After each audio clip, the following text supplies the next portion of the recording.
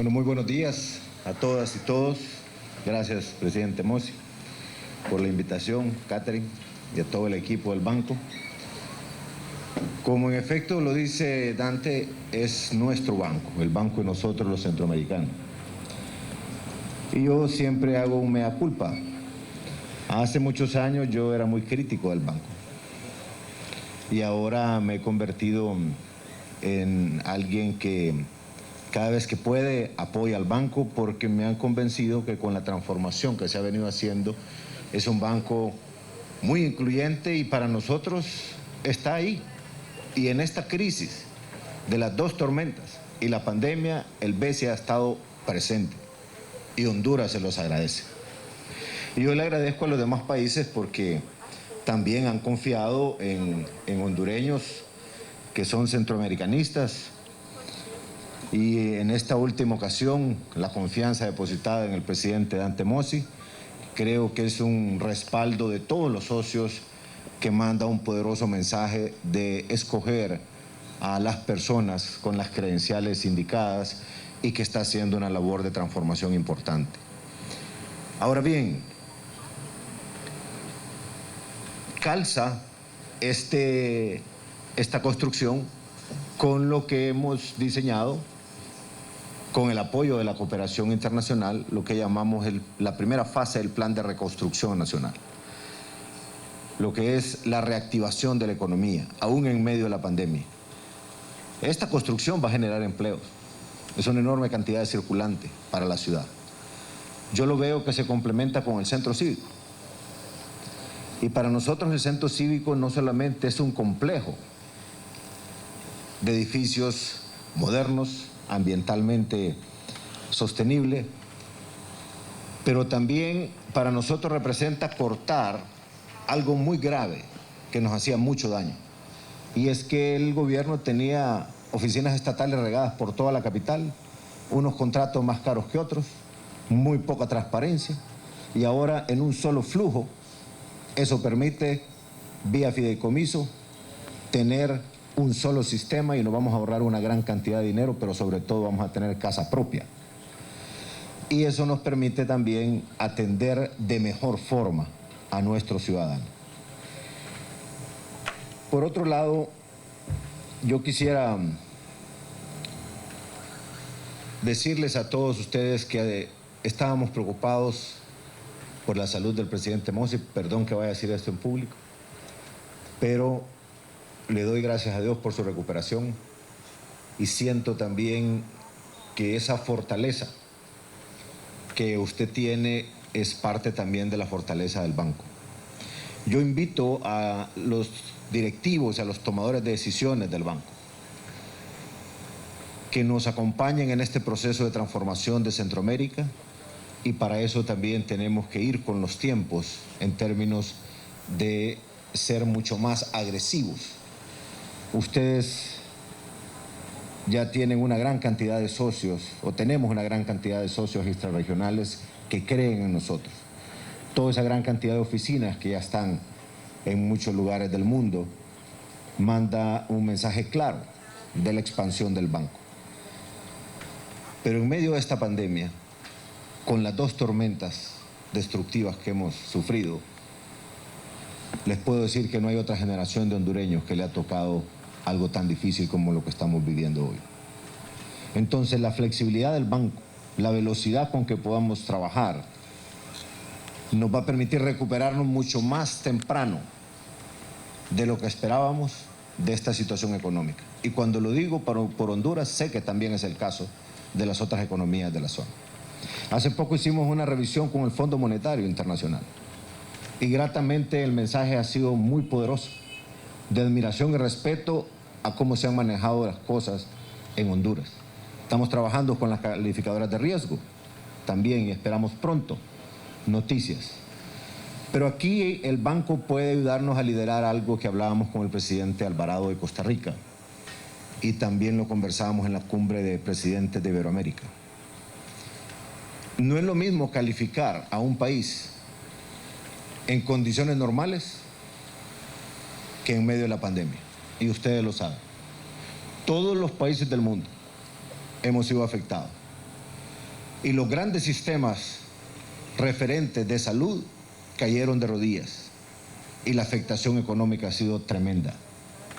Y si en el caso de nosotros le sumamos la afectación de la pandemia,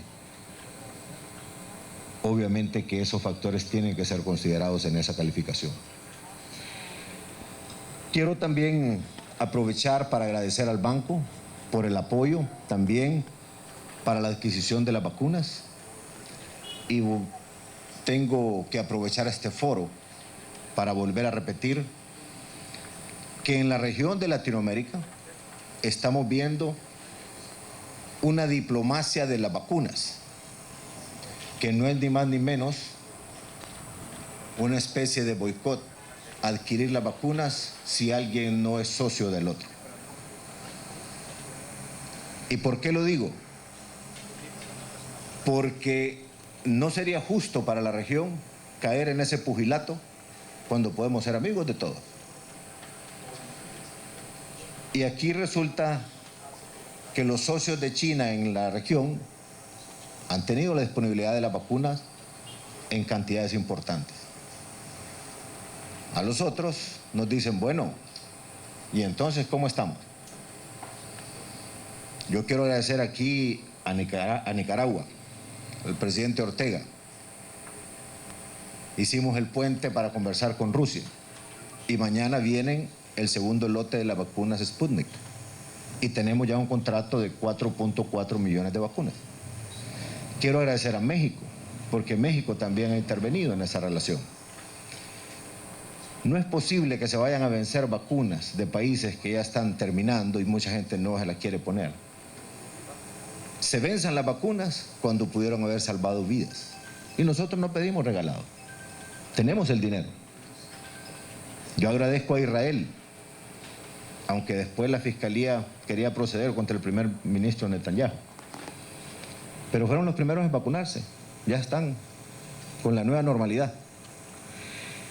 Y dirán ustedes, ¿por qué hablar del tema de la vacuna en un evento del Banco Centroamericano? Por dos razones. Porque se trata de la vida y porque se trata también de que la economía no la vamos a lograr reactivar con la velocidad necesaria si no avanzamos en los procesos de vacunación.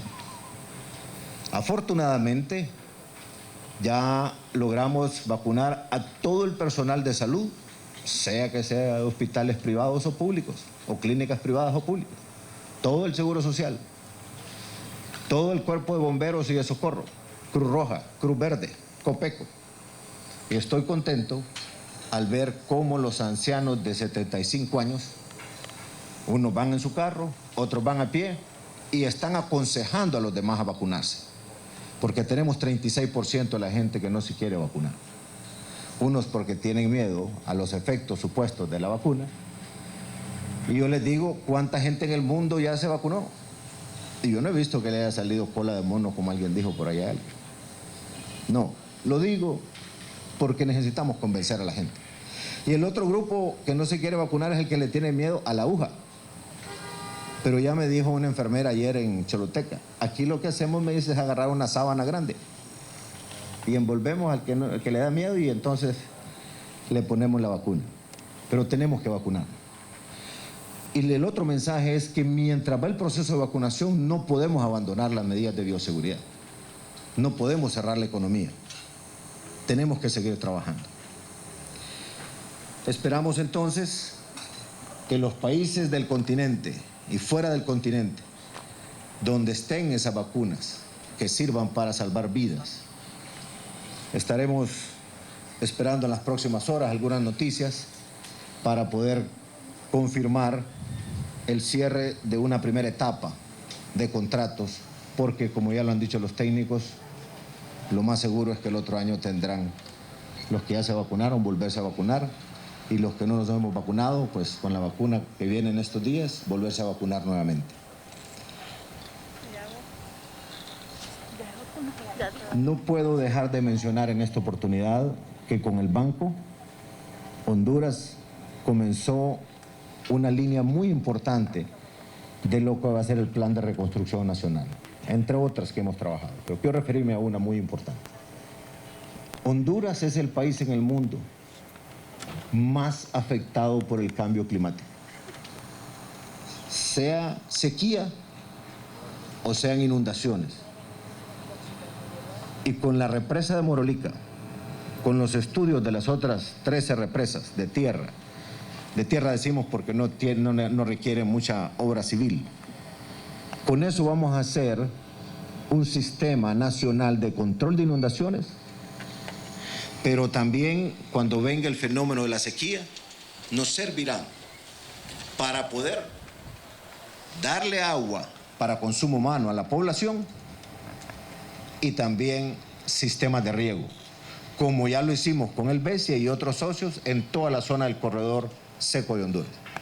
Y presidente Mose, yo quisiera invitarlo a usted y al equipo de directores a que vayamos al corredor seco. El milagro que ha ocurrido ahí es impactante. Personas que cultivaban para subsistir nada más, frijoles, maíz, maicillo, pobreza extrema. Ahora, después de 7 años, porque comenzamos ese proyecto el segundo día de mi gobierno, en la aldea Pitaya, San Francisco de la Paz, San Antonio del Norte, perdón. ¿Y qué es lo que ocurre ahí? Se le enseñó a la gente que podía cultivar todo el año si tenía represada el agua. Y no son grandes represas, tal vez de este tamaño, pero saben que esa agua depende del bosque, por lo tanto cuidan el bosque. Y ahora con una gotita cayendo al pie de la planta, ahí va el fertilizante. Y ahora estamos migrando a los invernaderos. Entonces, después de depender que les diéramos alimentos en momentos de hambruna, ahora nos producen 35,000 productores del corredor seco, 25 millones de libras de hortalizas mensuales que antes Honduras tenía que importar. Y si ustedes van a ver qué pasó ahí durante las tormentas, prácticamente nada, porque la gente tiene un respeto por el cuidado del bosque. Entonces, ese sistema de pequeñas y medianas y grandes represas son más que necesarias. Anda una delegación ahora en República Dominicana viendo, porque necesitamos acelerar ese paso. Ustedes lo vieron allá y saben el impacto que tiene. Entonces, queremos darle un ejemplo al mundo que a pesar de ser el país más afectado por el cambio climático, vamos a tener un sistema que nos permita ser más resistentes y cambiar la manera de hacer la agricultura y sobre todo garantizarle agua para el consumo a nuestra gente. La represa de San Fernando, aquí en Francisco Morazán, puede darle el 40% del agua a la ciudad capital, porque aquí hay una gran desigualdad. Allá en los cerros de Comayagüela, en la Mary Flex, por ejemplo, ellos pagan 10 veces más por el agua que lo que yo pago. Y eso no es justo. Tenemos que resolverlo. Entonces el banco nos está ayudando en eso. Y ese ejemplo le puede servir a la otra parte de la zona seca de Centroamérica. Porque a Guatemala le ha pasado difícil las tormentas, le han pasado difícil con las tormentas. A Nicaragua igual. Igual a todos los que estamos en esa situación. Entonces, gracias al banco por eso. Y vamos en esa ruta. Y finalmente, quisiera aprovechar para decirles que seguiremos impulsando el tema de la reactivación económica en lo que es la infraestructura que nos destruyó las tormentas, pero en los corredores que estaban pendientes. Y aquí quiero comprometer al BESIA.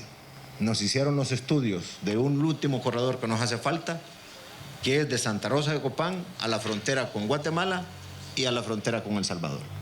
Entonces queremos financiarlo con ustedes y movernos rápidamente, porque ya pronto dejaré de ser presidente y no me van a dejar entrar allá a Occidente si esa calle no queda terminada, porque todos los demás corredores están terminados. Muy bien. También el BESIA nos está ayudando en otro eje importante de la reactivación económica, que es el apoyo a la micro y pequeña empresa.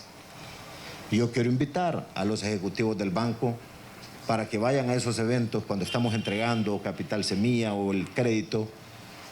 Es una cosa tan esperanzadora y el 70% de los empleos se producen con la MIPYME en Honduras. O sea que estamos llegando a algo muy fuerte. No tenían acceso. Pagaban 20% diario, con los usureros. Y ahora pagan mucho menos. El otro eje importante es el tema del apoyo al agro. Por primera vez tenemos un sistema de créditos a 15 años, 3 de gracia, 5% la tasa de interés. Eso no había ocurrido. Los que no son de Honduras no me van a entender esta frase.